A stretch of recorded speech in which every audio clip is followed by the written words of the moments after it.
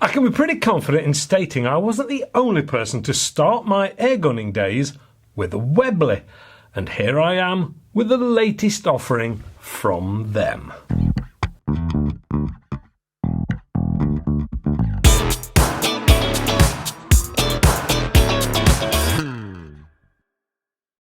Hello and welcome to AAR On Air. This week is the review of the new Webley Eagle. Is this going to be a trip down memory lane or something completely different? Well, my first airgun was indeed a Webley, and yes, I still have it today. I then had a Webley break barrel, which I lent to someone who had a pest issue, and they promptly moved house and never returned it to me. Martin. Lesson learned, I suppose. I have never owned a Webley since. Naturally, back in those days, Webley was joined with the name Scott, and the Webley and Scott guns were made in Great Britain. Well, sadly, gone are those days, and they're now made under the name of Webley, but they're certainly not made here in Blighty and haven't been for many years. They're now made in Turkey, probably with a little parts bin raiding happening too, as happens a lot with companies these days. Let's take a closer look, shall we? This is very much a traditional style rifle, which does make quite a change from the high number of tactical style rifles that are becoming so popular. It has an overall length of 1,040mm, or around 41 inches, including the supplied silencer, and tips the scales at a meaty 4 kilograms or 8.8 pounds. Which, for resting target work, is no detriment, but with the rear sling fitted, this would hint to me that this is intended for pest control also, where carrying this around would be somewhat more of a task over its lighter competitors. From the front then, there is the 400mm barrel, which comes out of the box with a small thread cover for the standard 1/2-inch UNF thread on the end, which is likely to be removed straight away to fit the included silencer. You will probably want to do this because the noise level without it fitted will definitely alert the neighbours to what you're doing. With the silencer fitted, it is greatly reduced. Not content with that though, I thought it would be useful to try an aftermarket silencer to see if it made this Eagle any quieter, and using such as a Hogan decimeter did make this even quieter. That 1/2-inch UNF thread does give you far more options, which I like. Below this barrel is a pretty big 420cc air cylinder, which from a 220 bar max fill should give you a good 160 shots from this regulated rifle, which is a lot of trigger time, or even more rabbits than you could probably carry home. This is steel and not carbon, which will be partly responsible for the extra weight, but naturally it keeps the costs down. The manometer, or air gauge, is just to the rear of this on the right-hand side and is a big, bright, clear and easy to read Webley labelled item with colour coding and numerical reading. There is no regulator gauge fitted though. From here we start to enter the Turkish walnut stock, which is a really nice finished item with some nice curves and shapes to it, along with a thumb hole pistol style grip, which adds style but does remove the ability to shoot with a thumbs up position if that's your preference. The rear of the stock is really quite a big piece of timber. Beautiful, but to my eyes it's a little over the top with its semi-ambidextrous finish, and could have been a source of weight reduction with a slight rethink maybe. Now, I've just used a throwaway comment like semi-ambidextrous. I do feel that it needs to have a little more clarification. You see, this could be used left or right-handed, but they still shaped a right-handed rest into the rear stock. And for the life of me, I can't see that it was needed. The whole thing is finished off with a rear rubberised butt pad and that rear carry strap loop. Whilst we're still talking around the stock, I think it's worth taking a look at the front underside because the filler is nicely recessed into the bottom of the stock and is a male snap or Foster fitting and can be filled without the need for a filler probe. You simply need a female fitting on your pump, tank or compressor. One is actually supplied in the box. This also has a magnetic dust cover and the whole thing fits really nice and flush. Back to the top then. Along the very top is a 200mm multi-fit rail that covers off weaver, Picatinny and dovetail. Blimey, how many fitting options would you like? Nice idea. This is a side lever action and it must be said there is nothing grinding about it, and it is super smooth in the initial release from the block and then becomes quite stiff for the last part of the pull, but it doesn't lose that smoothness. It can also be decocked if you wish. Sadly, this isn't transferable from the right hand side over to the left, but that's no deal breaker to me. There is the magazine slot in front of that side lever, and it is quite large and holds 12 shots in 2.2 and 14 in 1.77. These are exactly the same as the ATA magazines, which is why I made the parts bin comment earlier. This isn't unusual, but does show a crossover of ideas and or manufacturing. To load these magazines, you need to turn the Perspex front cover clockwise, as shown with the arrow, all the way around until it stops. Then you drop in your first pellet, skirt first. Then turn it over and fill the rest one at a time, turning it round until they're all full. Once full, then simply slide in from the right hand side and you're ready to go. It's worth noting that this has a lock open after last shot function, which is another nice idea. Finally, there is the trigger, which has a competition look about it and has adjustability also. It does, however, have quite a short first stage and a second stage which is on the heavier side, needing a pull of 4 pounds straight out of the box. I would have thought most people will want to reduce that somewhat if possible.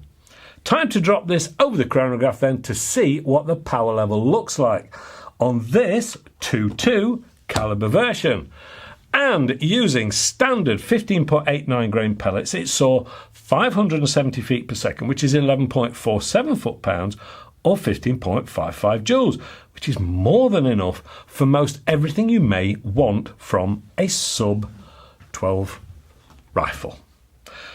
Let's get a scope on the top of this and get it out on the range. I'm going to add one of the new Orions from Vector Optics, which are really nice, and if you check out the note section below, there is a link and a code for a sizable discount from Vector Air. Here goes then, with this 2.2 caliber version. What a beautiful day, absolutely beautiful. Slinging it down for the past couple of days, so this is first chance to get back out, but hey, that's the English summer for you. For those who are looking at this from across the pond or in Europe where you're probably having a heat wave, this has been exceptional this year. But anyway, it's not a weather channel, it's a shooting channel. So what have we got today? We have, in a rather nice walnut finish, the Webley Eagle. Now, it's not Webley and Scott, as we've already said. It is Webley. It's the new Webley, which is all out in Turkey, and they're made in Turkey. So it's heavy, is the first thing. It's a heavy gun. It's a heavy trigger. It's a nice action on the side, just the last bit gets heavy. So I suppose the theme here is it's quite heavy. I wouldn't necessarily put this in the hands of Mrs. AAR. She's not very big, she's a bit slight build, she's a tough old dude, but I don't think she'd particularly enjoy this one. Now, there's a lot of blokes out there, you want to feel it, it's a bit of a Mester's gun, as I've said before, so it'd probably suit you down to the ground. Let's now try it down at 40 meters. The thing is, it's a 2.2, not my normal 177, which on a day like this, because it's blowing, I can't pick the weather exactly, so we shoot when it's like it, and we'll see how we go. The 2.2 hopefully will do a little bit better in the wind than the 177 ordinarily would. The reason I haven't got a 177 is because they weren't available at time of me putting this out. I'm hoping by the time the video goes out, they should be available. But anyway, there you go. One thing I have done on here, I have put the new Orion 3-18 first focal plane. These are new in this year. They have been awesome. I'm starting to drop them on quite a few guns. If you put it on a bullpup, it's probably a bit too long. If you're putting it on a normal rifle, I think it looks superb. They are excellent quality. I can't even pronounce the coating that they put on the lens, but look it up. It'll be on there, lithium or something like that. They're really nice to use, and this is a first focal plane, and they're not expensive. Now, what I want to do, I was thinking of doing, is actually doing a review on the new Orion range. If that's something you want to see, please leave a comment in the note section below, or in the comment section below, and I'll see if I can get around to it. Right, downrange. Oh, by the way, if you like these and you want one of these, Vector Air are currently paying the VAT for you. There's a code that'll be in the drop down box as well, and you can save yourself the VAT on these. So it's not a 5% discount or anything, it's the whole VAT. So, back to the shooting, shall we? Here we go. Let's have a look. 40 meters as usual.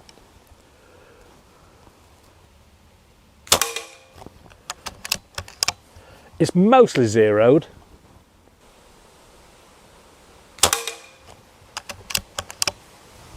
Wind's getting up.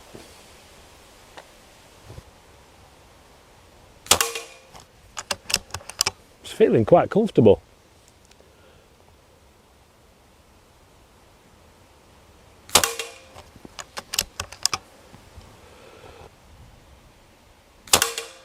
Ah, that was me. The trigger is unusual for me.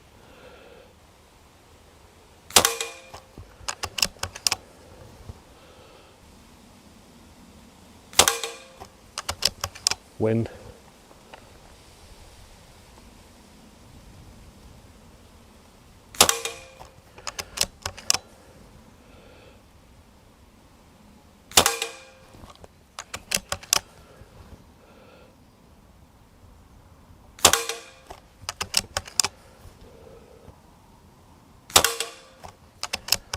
I've got nowhere to aim at now. It shot the centre out.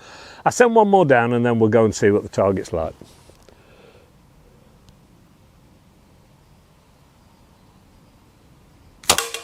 Yeah, I'm just going through that same hole.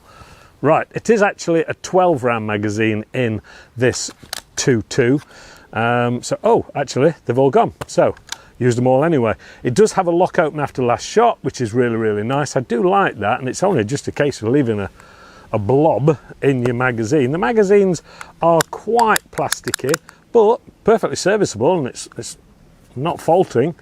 And of course, if it is fairly cheaply built, it's going to be fairly cheap to buy extras, although you do get 2 in the box, which is nice. Let's go down. Let's put it on safety, which is in the trigger. Pop that on. Well, let's go and have a look, shall we? I don't know whether you can see that because we're sort of in the sun and shade bits at the same time. That's not bad. That's really not bad at all. They're all just starting to go through the same hole. Couple going off, and that's because I'm not used to this heavier trigger. We have tried to adjust it. We've got it a little bit better, but I don't know whether there's much more adjustment in it. You'd have to just keep playing with it to get that round. That said, that's not a bad result at all. I mean, that's pretty much beer bottle top challenge all the time, which is really what you need, certainly if you're going to do any pest control or anything like that, so it's more than capable. I don't think that is bad at all. That is using the new Apollo Rest. Now, many of you have seen it before. I love that little Rockstad lightweight tripod for shooting off. It's brilliant. I've tried this one and I'm getting used to it, and I really do quite like it. It's heavy, it's multi-adjustable, it's a fabulous thing, and it's not expensive. So that's using that one as well. So I'm a little unfamiliar with that, but I do like it.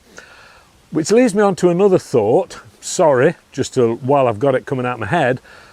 One of the things I was thinking of doing is actually putting together a video of half the equipment that I use, because a lot of people are always asking me, where's the table from, where's the rest from, where's the target trap from, everything, and what are they and everything else. Now, I'm more than happy to put a video together to explain all the bits and bobs and the ancillaries that I use and favour.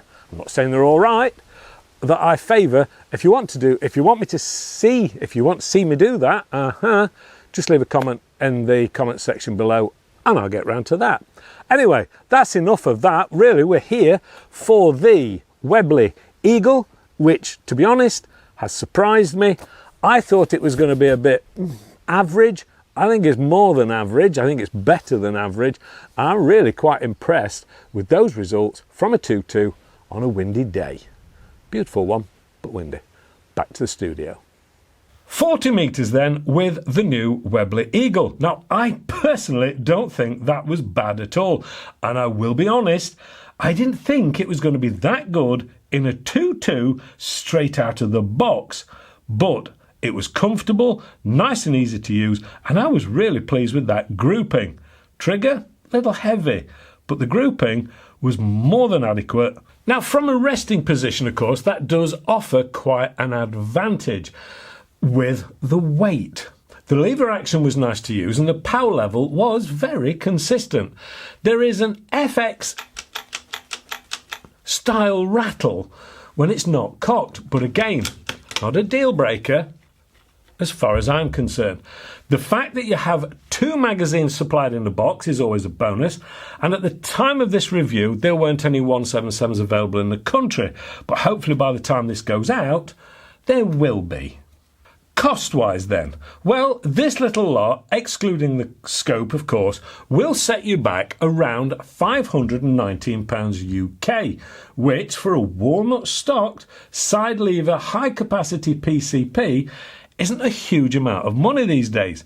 Sure, it's very different to the original Webley and Scott from my teenage years, but that's no bad thing. We do need progress after all. Well, that's the Webley Eagle. Hopefully you've enjoyed it. If you have, please give us the old thumbs up, subscribe, feel free to share, and don't forget to hit the old notification alarm bell. There is the AAR On Air website to check out for info, merch, and of course, competitions and lots more. A big thank you to Vector Air for getting hold of this for me to review for you. A huge thank you to those of you who have got involved in the AAR Green Air project. And as always, these have been a few of the names of people who have kindly been part of it. Thank you. That's it. Thanks for watching. Please stay safe and shoot safe, and hopefully I'll see you all next week for yet another new gun review. Bye for now.